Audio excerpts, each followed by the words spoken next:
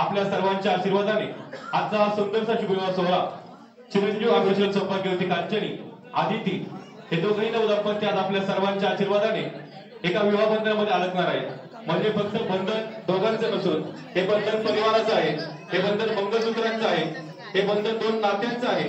आणि आज ते सुंदरसं नातं जोडण्याचं काम या ठिकाणी कुलकर्णी परिवार आणि जवळकर परिवार करत आहे।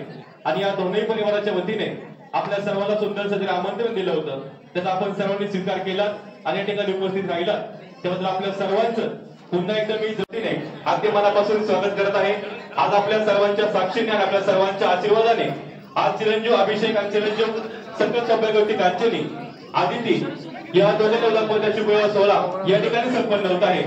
उपस्थित सर्वांचं पुन्हा एकदा कुलकर्णी परिवार आणि जवळकर परिवार या दोन्ही परिवाराच्या वतीने मनपूर्वक स्वागत करत आहे।